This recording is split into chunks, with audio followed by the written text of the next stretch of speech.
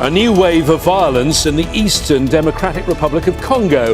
Attacks by two lesser-known armed groups have killed dozens of people. So who are they, and how serious a threat do they pose? This is Inside Story.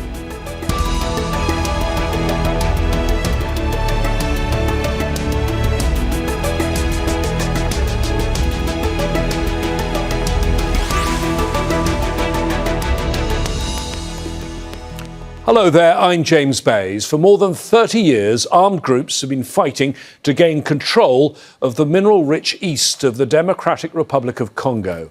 The violence has caused one of the worst humanitarian and displacement crises in the world. One of the latest attacks was carried out by the Cooperative for the Development of the Congo. It says it aims to protect the Lendu community. The violence follows an earlier assault by the Convention for the Popular Revolution, which is fighting for the rival Hema ethnic group. They pose a challenge for President Felix Tshisekedi, whose government is engaged in talks with Rwanda-backed M23 fighters. So can these attacks undermine the negotiations, and can peace be established in this restive region of the DRC? We'll discuss all of this with our guests in just a moment, but first this report from Michael Apple. Body bags fill a small morgue in the village of Oicha in the Eastern Democratic Republic of Congo. The ISIL-linked Allied Democratic Forces took responsibility for the attack on Friday. The ADF is just one of many armed groups, rebels and non-state actors engaged in conflict in this region of the DRC. Recent violence has devastated towns and villages across its vast eastern provinces, where fighters are battling over mineral riches and territory. Some have accused the state of not doing enough to stop it. The military has a responsibility to protect us, as its mission is to safeguard the population and our property. We call on the military to fulfill its duty. The attack follows another incident at the end of April, in which at least 69 people were killed in the DRC's Ituri province, territory that borders South Sudan and Uganda. The Cooperative for the Development of the Congo rebel group, or CODECO, claimed responsibility for that attack. It came after an earlier assault by the Convention for the Popular Revolution, or CRP, led by convicted war criminal Thomas Lubanga Diilo. Jailed by the International Criminal Court for using child soldiers, he was sentenced to 14 years in prison. He established the CRP last year with the aim of toppling Ituri's regional government. Congolese government troops and UN-mandated peacekeepers who've been deployed to the country since 1999 remain active in Ituri and North Kivu provinces. Following reports of Congolese armed forces that members of two armed groups, the CODECO and the CRP, were gathering in two nearby villages, the mission proactively deployed patrols. The peacekeepers successfully evacuated 24 civilians. U.S. President Donald Trump often adds the DRC to his growing list of wars he says he's ended.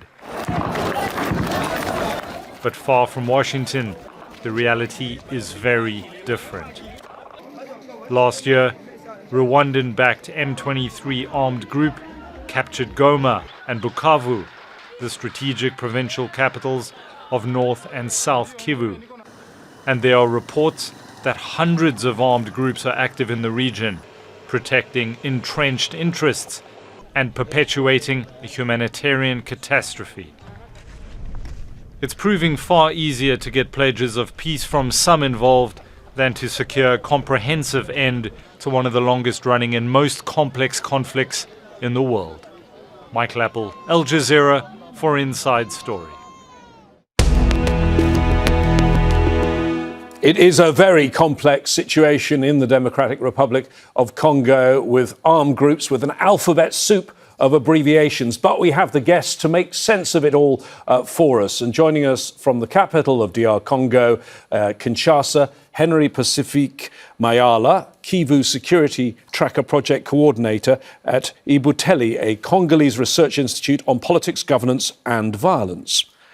In New York, Rauya Rage, she is a senior crisis advisor at Amnesty International.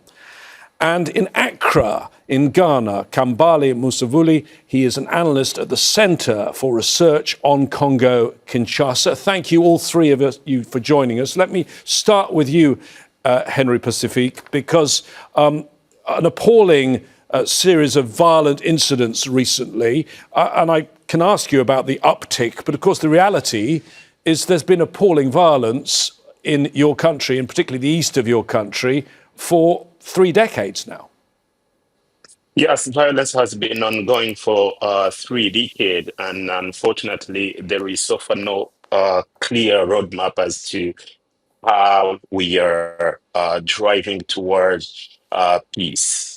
Most of peace processes, ongoing peace processes, are rather talking of stability rather than seeking real long-lasting peace. And that is very worrying for the population and local communities who are paying the heavy tolls of the atrocities that have been ongoing for the past 3 decades, as you mentioned. And Kambale, I mean, this does not get enough international attention, what's going on in the Eastern Democratic Congo. And most, I think, people who have look at it from afar are aware that there is a battle between M23, which now Rwanda admits that it supports, and the Congolese forces. But it is so much more complicated than that, is it not? The complexity comes because of the narrative that is presented. At our center, we always say that the conflict in the Congo is a resource war waged by 2 of U.S. allies, Rwanda and Uganda. We've invaded the Congo twice, in 96 and 98, and continue to support practicing rebel militia. And in your clip, it was mentioned, and we talked about Thomas Lubanga, a former ICC detainee. He was tried at ICC, found guilty of war crimes, spent a few years there and was released. He's back in Congo, working with CODECO and doing the same exact thing. The reason why this is happening, we strongly believe that there is a culture of impunity in DRC when it comes to crimes taking place. So we see recidivism of those who committed a crime yesterday, who may come with new names of rebel group, as you mentioned, the alphabet soup. But the configuration of the conflict remains the same. The weapons are not manufactured in DRC. They are being funneled through the borders and continue to support rebel militias to get control of Congo's mineral resources. Rauya, I know you have been researching particularly one of these groups. I'll come to the ADF in a moment. But on that Thomas Lubanga, that is a particularly shocking story, is it not? A man who was convicted by the International Criminal Court for using child soldiers back in 2012, released in 2020. Remarkably, he didn't learn his lesson. He went back to his old job. He's recruiting child soldiers once again. Groups like yours, Amnesty, fight for international justice, for there to be no impunity. I mean, what is your reaction to what's happened in this case? I mean, at the outset, as your guests, your report, and yourself have clarified, James, obviously the situation in the Eastern DRC involves multiple overlapping and layered crises. None of this is not really known or documented. Groups like ourselves at Amnesty International, our counterparts at Human Rights Watch, the UN group of experts appointed by the Security Council and the UN Human Rights Office in the country have all documented abuses and violations for years. So none of this is not known. But what we're really lacking here is serious action and commitment in a long term, or that when certain actors are involved, they're involved from a narrow strategic interest viewpoint. And the layered complexity of the situation is often used actually as an excuse for inaction. And that really is at the heart of the issue here. As your previous guest mentioned, there is a serious crisis of impunity in the country. Justice and accountability is really a question here. And then also the long-term impacts of these conflicts. And so when certain actors are involved in recruitment and use of children, for example, and then there isn't long-term rehabilitation and reintegration for these children and other adults involved with these groups, that's what you end up what you end up seeing. Those actors once again going back and engaging with these groups because of not addressing the roots of these crises, because of the justice and accountability crisis, and because, of course, at times the myopic view that certain actors take, international actors take, when it comes to picking and choosing crises they're involved in. Henry-Pacifique, if you look at these groups, I mean, as I say, they've all got acronyms, abbreviations for them. But you look at what they actually stand for: the Convention for the Popular Revolution, the Cooperative for the Development of Congo, the Allied Democratic Forces. They all sound so nice, so benign. They're not, are they? Exactly, and all of these are used to somehow mislead, including public and the international community interest and attention. And as I was saying, unfortunately today, including the mediators, there seems to be a deep lack of knowledge in addressing these issues.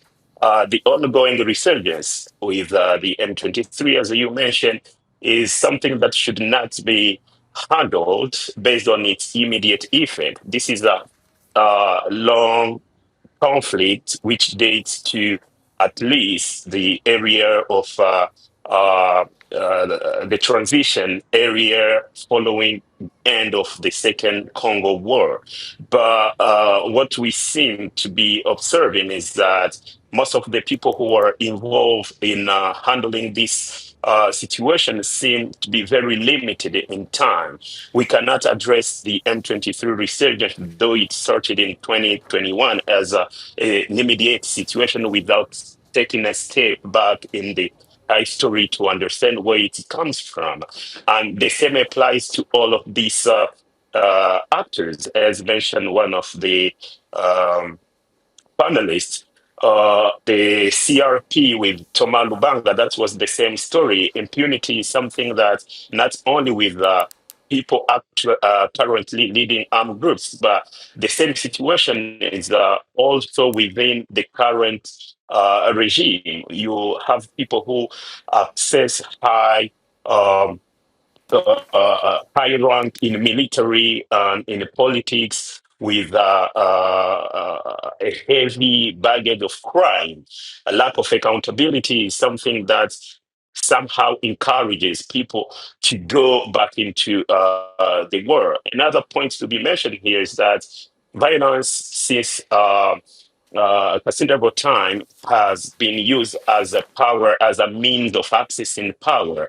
If we go back to the case with Thomas Lubanga, though he was convicted, he was allowed to run for member of parliament seats. And only after he was elected by members of his community, then his vote was cancelled by the regime, and that somehow justifies his own private interest in leading to remobilize these former member of the same group that he once led in the past, the UPC, to come back again and try to revenge. Though they have those nice sound name, there is nothing which is community based as they claim it to be. In most cases, you will realize it's a personal revenge or seek of personal benefit and interest.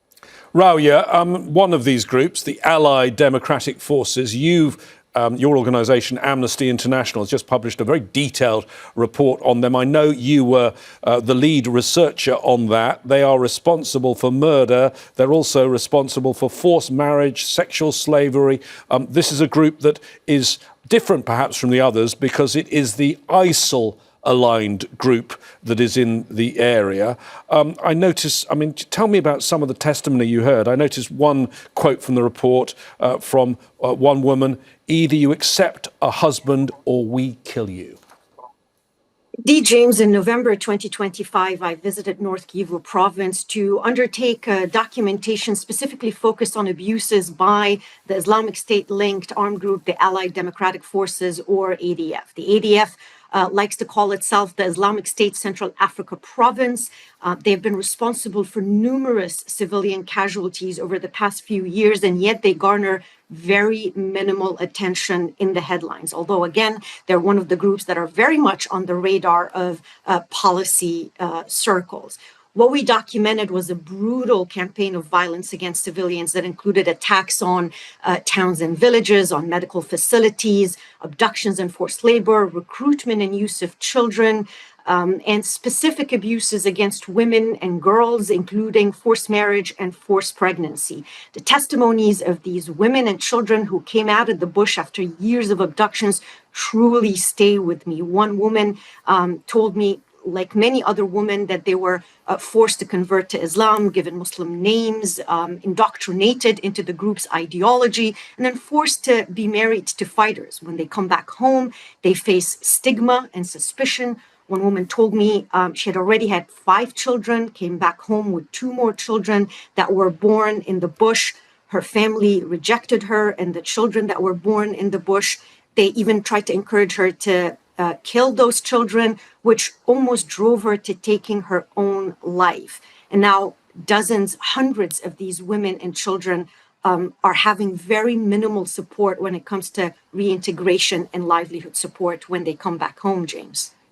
Kambale, this has been a problem, as we've said, for decades.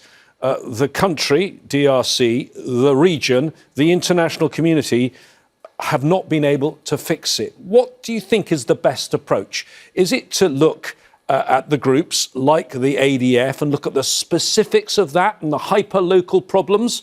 Or is it to look at the sea that all these groups swim in, the economic despair, the political collapse? Or is it a bit of both? There is a lack of political will to end the conflict, and the solutions to the conflict in the Congo has been articulated by Congolese for the past 30 years. And I will only just pinpoint the UN Mapping Exercise report as a document that lays out the solution that the civil society in the Congo has supported. In the UN Exercise report, it states that what's happening in the Congo is war crimes, crimes against humanity, and possible genocide if proven in a competent court.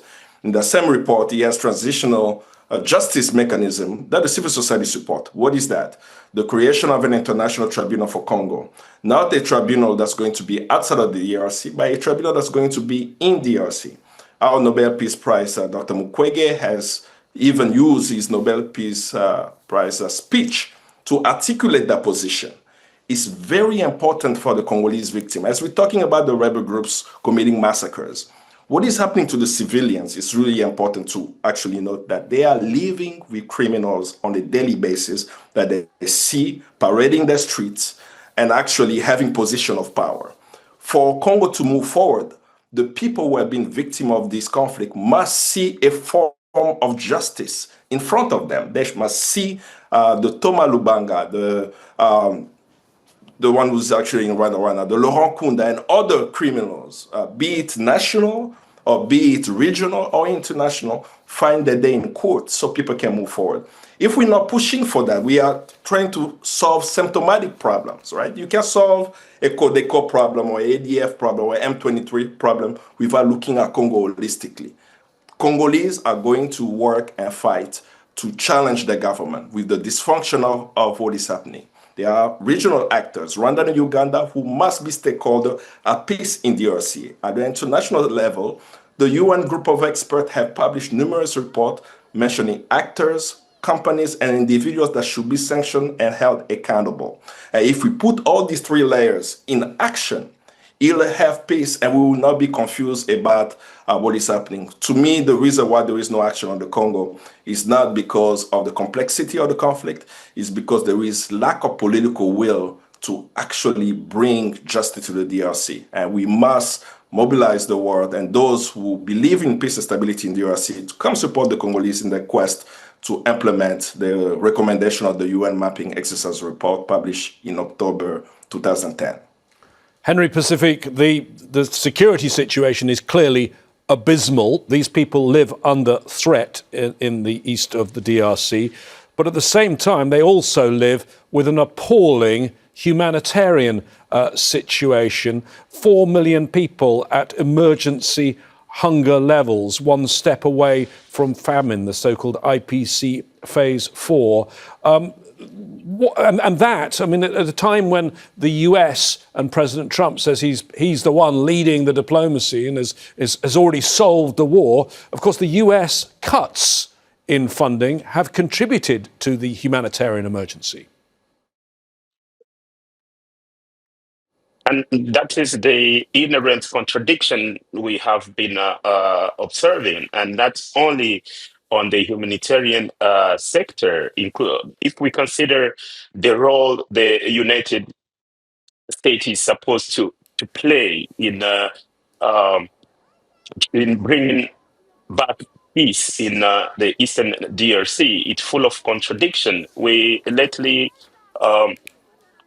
heard of the U.S. Treasury Office sanctions against former DRC President Joseph Kabila. But clearly, how does that contribute toward peace? As we started this broadcast, you mentioned about President Trump bragging about having fixed this, ended this war. On the ground, that is not the situation. And considering the fact that the humanitarian action has also been present for those same decade that war has been unwilling to solve these issues, there is also this entangled economic interests where I'm not about supporting the theory on balkanization,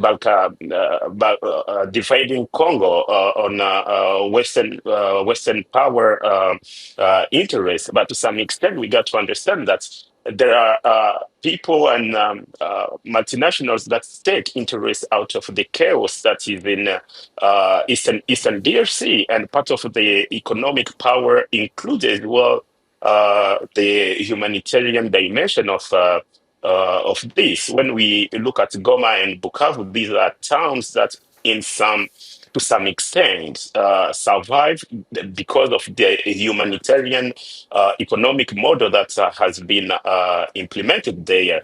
Talk there of the global dimension. You're a long way away from DRC, but you're very close to the United Nations there in New York. The UN has had a mission in DRC for 26 years. They were pulling out, and they had pulled out of parts of DRC. How should the UN and the international community respond at this stage, in your view? Primarily, I'd like to go back to the question of justice and accountability, James. One of the speakers has raised the question of having a judicial mechanism, and we at Amnesty International have made that call to have and establish an international judicial mechanism based in the DRC to investigate and prosecute serious international crimes by all parties to the multiple conflicts that are taking place in Northeast and Eastern DRC. Such mechanism should have enough finance and support and to apply international standards.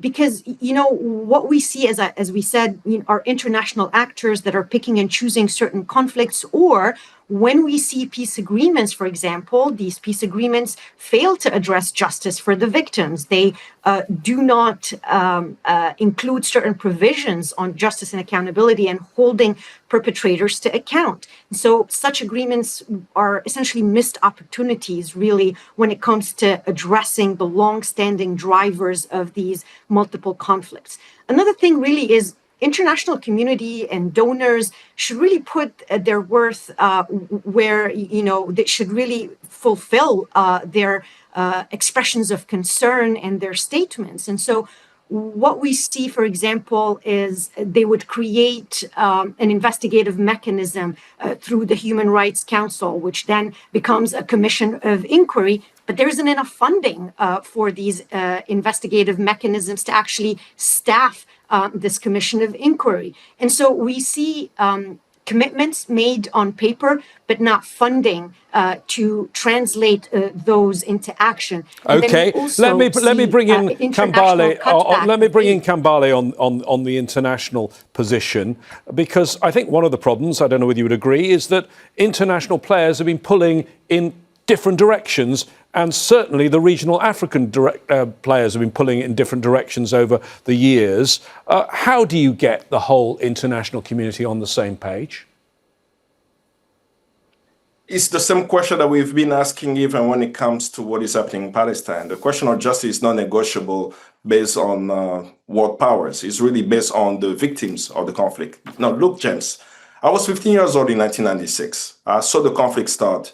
I never knew that I would become a refugee today, right? And over the years, I've myself and many Congolese and even experts, we have studied this conflict, and I wonder, why isn't the world actually paying attention to the Congo? Today, I'm actually understanding it, right? Congo holds minerals that's so essential to artificial intelligence, it's so essential to modern-day technology, that no matter what happens there, the international community is now going to move from a perspective of bringing about peace and justice to DRC. So what we are saying is there are ordinary people watching this program.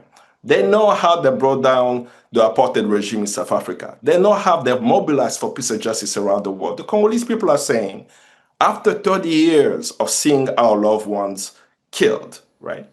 After seeing the city of Goma and Bukavu taken by robbers for over a year now, right? We have family members in these areas that we are discussing. We know that we only have to rely on ordinary people to scream justice for the Congolese. And that means to support their voices in the path for justice that they want. They want a tribunal. We know that the international community will engage in creating the framework, but we cannot let them do that because they may allow the criminals not to be held to account. So joining the Congolese in that voice is what is so essential and critical after 30 years of conflict. I will end by saying that, as I mentioned, that Congolese have lived this conflict for many years. They are still hopeful. They are fighting many challenges. They're putting pressure on their own government, even though the Congolese government has shown that they are inadequate in bringing about peace and justice. They are trying to change the constitution to allow Tshisekedi to run for a third term. But Congolese are not silent. They are fighting on the inside. They are fighting in the east. And their hope that they will be able to leave the Congo that Patrice Lumumba lived off, a Congo that would transform the entire African continent. Kambale Musavali, Rauyo Rage and Henry-Pacifique Mayala, thank you for joining us today on Inside Story. If you came in late or missed any of our discussion, it's available to watch anytime you want on YouTube or on our website, aljazeera.com. Please post your comments on our Facebook page, facebook.com/AJ Inside Story, or get in touch with us on X. There our username is @AJ Inside Story. For the time being, that's it from me, James Bays, and the production team here. But of course, Al Jazeera's coverage continues around the clock. The latest in a moment. Don't go anywhere.